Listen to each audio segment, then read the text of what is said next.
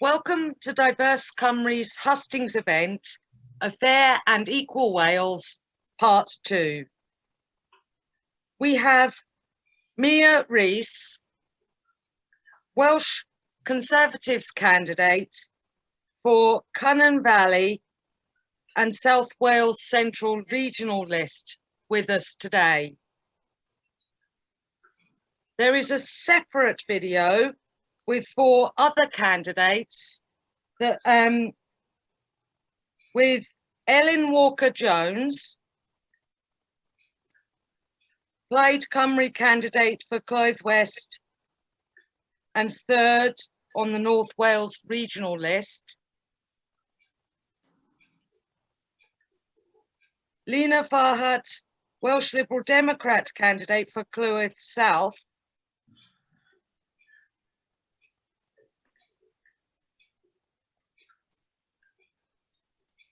Megan Lloyd, Wales Green Party first candidate on South Wales West regional list,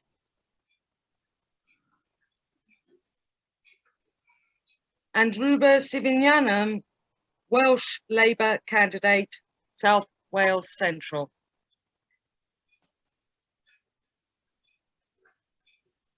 We will hear from the candidates for 5 minutes on what they will do to achieve a fair and equal Wales for all. We will then ask some questions, and they are the same questions that were asked to the other candidates as well. We have British Sign Language interpreters with us today. All speeches and questions will be translated into British Sign Language. We hope you enjoy this event. We'd like to welcome Mia Rees. As I've already been introduced, my name is Mia and I'm standing for the Welsh Conservatives in Cynon Valley. I am also a Cardiff councillor and I'm known for my work on equality in the workplace. I've done quite a lot of campaigning on this issue, and most recently I led the Prince's Trust Charities LGBT Staff Network, and I oversaw the charity's first ever submission to the Stonewall Workplace Equality Index, which is something I'm particularly proud of.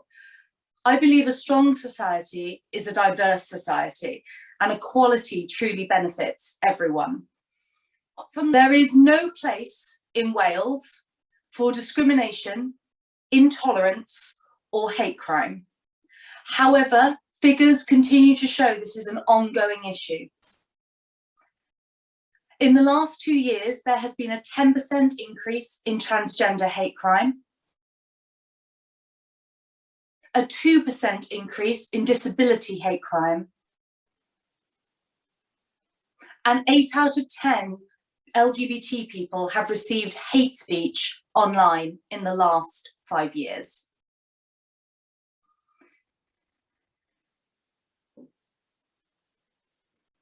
Three out of 10 children in Wales live in poverty.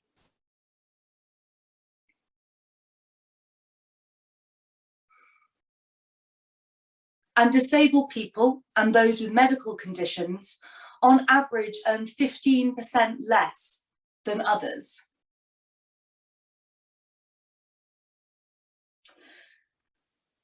People of colour have poorer health outcomes, and only 29% of councillors in Wales are women.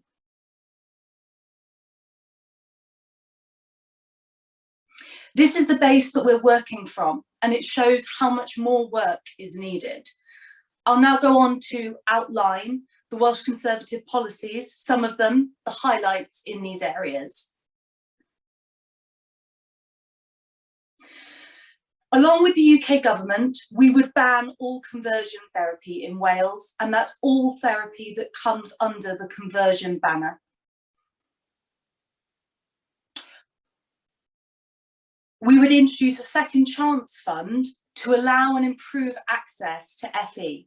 So the way that would work is that those who currently have not got a level 3 qualification, which is like an A level, would be able to go back at any stage of their life and to do any kind of level 3 qualification, really encouraging people to build their qualification base. We would increase support for refuges and support services for domestic abuse survivors.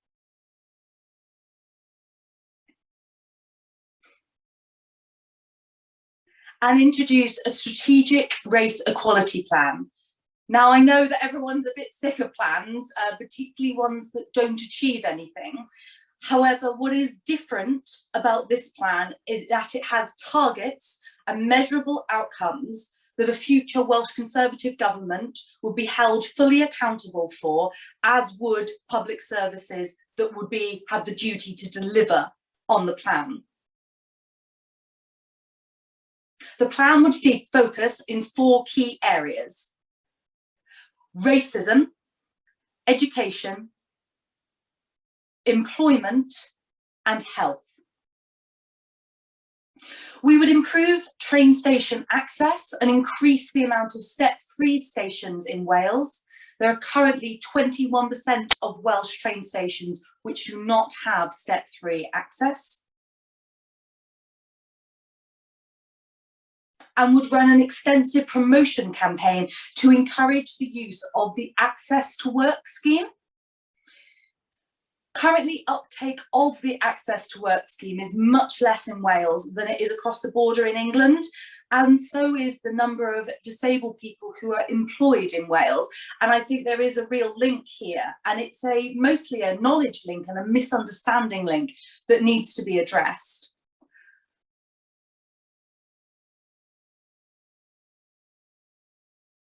We would improve the flexible working request system, which currently means people should legally have to wait 26 weeks before they can request flexible working. The last year has taught us anything, it's that you can work just as well flexibly.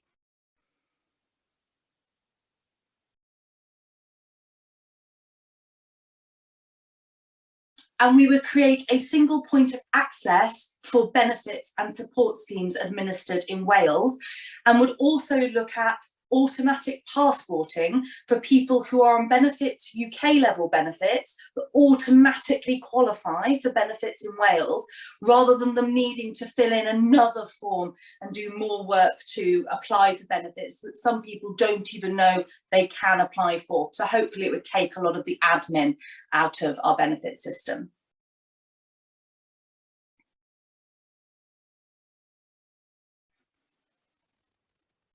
I hope you'll agree with me that these policies are wide-ranging and meaningful. I don't know about you, but I'm fed up with tokenistic policies in this area, and it's time we take committed action. Thank you very much for your time, and I look forward to your questions.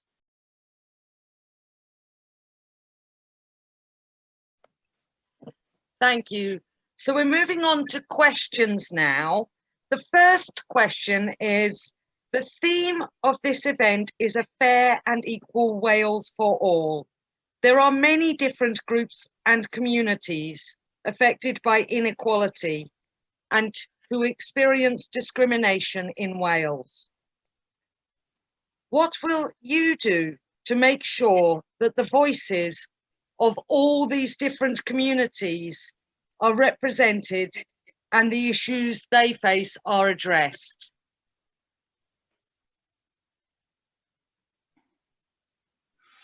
I think that there is a number of ways that this can be done.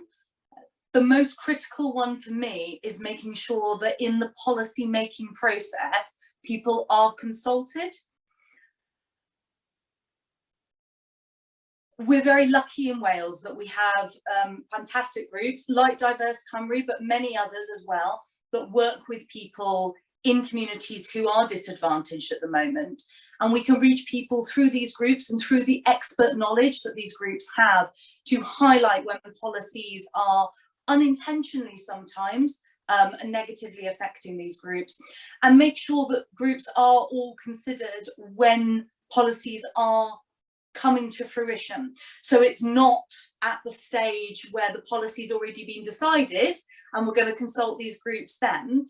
and also that we're going to consult groups, sorry, I've got 10 seconds, thank you. And make sure that we also consult groups on policies that wouldn't necessarily be seen as relevant, because all policies are relevant regardless of your background and who you are.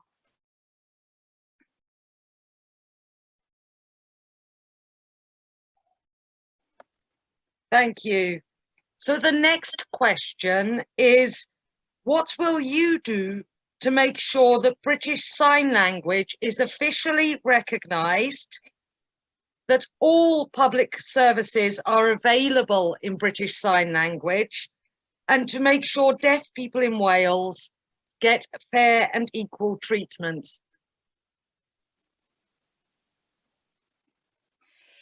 It's incredibly important that all public services are accessible. By the very nature, they are public services, therefore the public. And if all members of the public cannot access them, then we have a problem. If that problem is because British Sign Language is not available, so that people who need to access that service can't do so accessibly, then we need to take steps. And I think that it's working with the deaf and signing communities to make sure that they highlight the key areas which we should focus on and need to prioritise, and then roll out from there. If legislation is needed in order to mandate it, as has done for other needs to create accessibilities, then that's absolutely something that should be considered.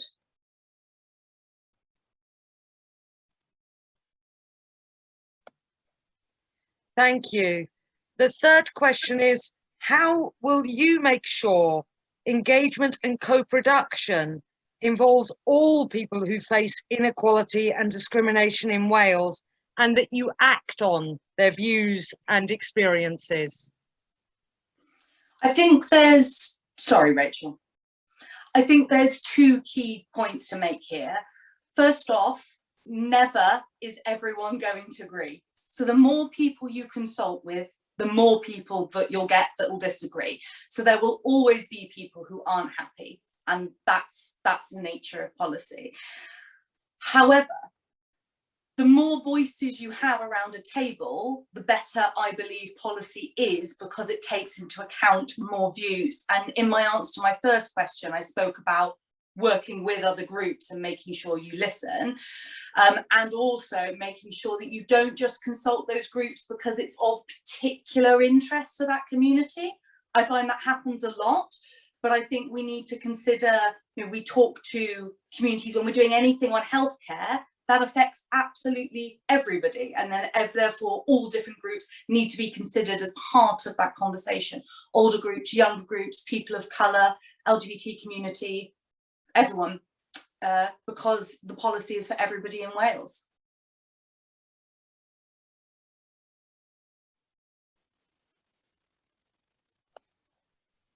Thank you. So how would you make sure health, well-being and social care services are integrated, holistic, flexible and tailored for diverse communities across Wales?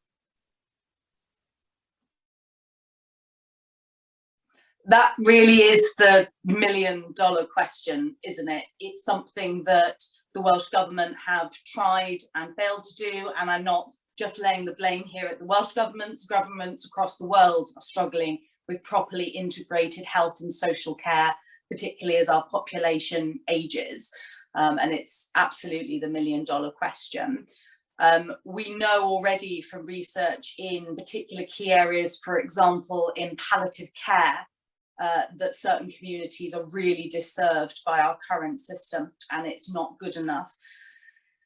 There is excellent examples of integrated services, and I think, for example, some of the integrated services models used in Gwent really should be held up as a shining example of ways that you have multiple different public services working together in an integrated deliver for the public.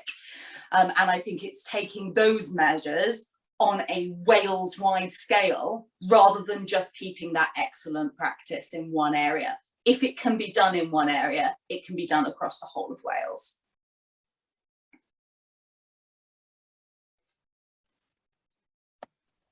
Thank you. And the next question is related. How would you make sure mental health is an equal priority to physical health and meets the needs of different people and communities in Wales?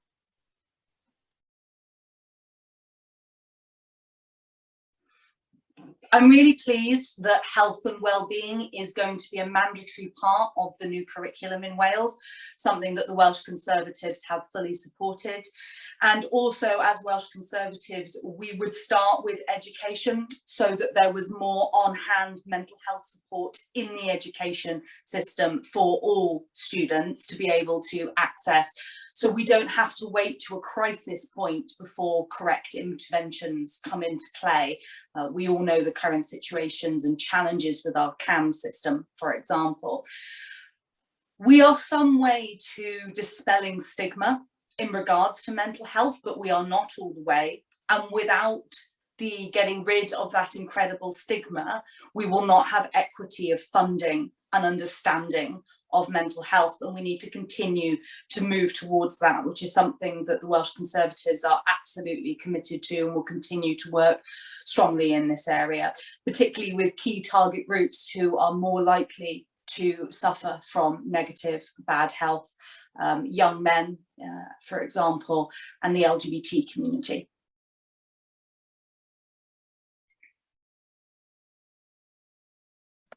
Thank you. So the next question is, what would you do to make sure public transport and local communities are accessible, safe, and inclusive for everyone?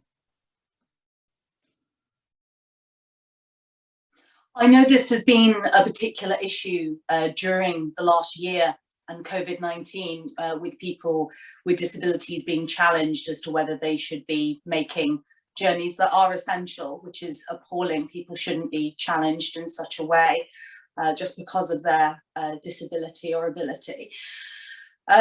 As I said in my opening speech, we do commit to creating more step-free stations, train stations, and that's really important. And we are also committed to a modern public transport system. So as public transport is updated, it is updated not just with green technology, so for example, electric buses, but also making sure that step-free access is critical.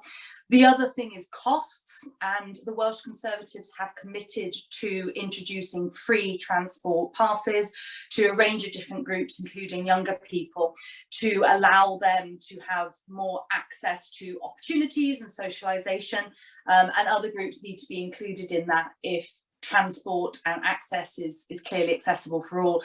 We should never lose sight that those who are disabled are less likely to have access to a car, and therefore public transport is all the more important.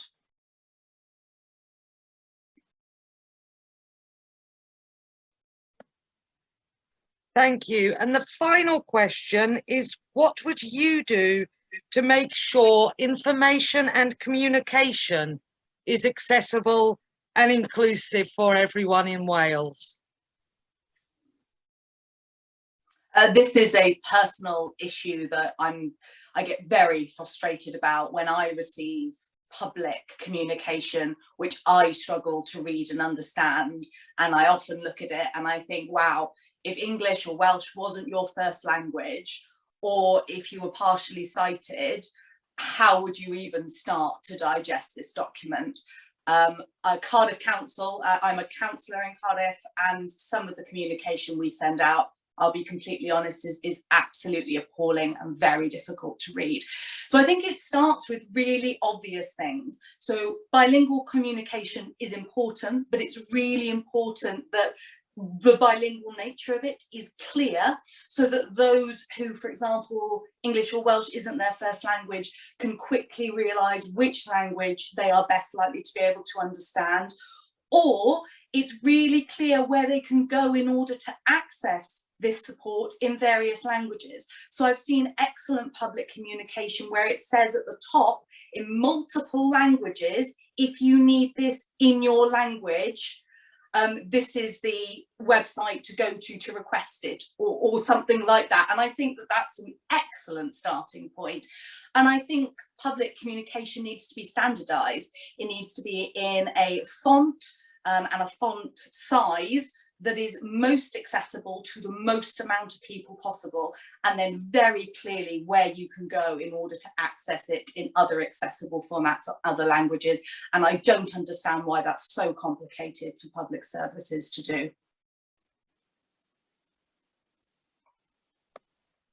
Thank you very much. Thank you for taking part. Mia Rees, Welsh Conservatives candidate for Cynon Valley and South Wales Central Regional List. There is a separate video with Ellen Walker-Jones,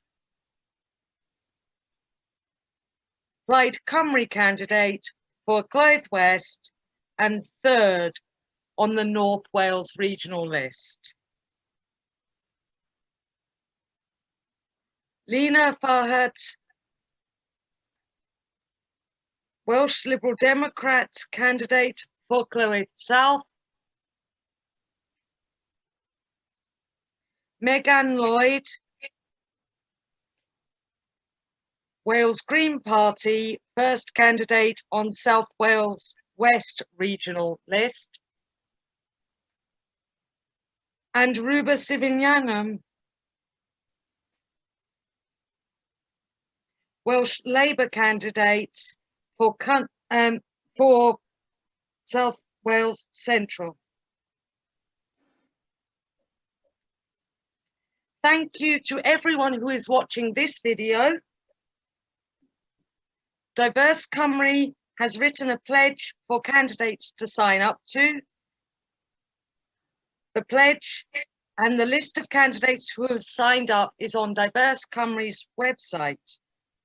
We would urge all candidates to sign up to this pledge. The list will be updated regularly.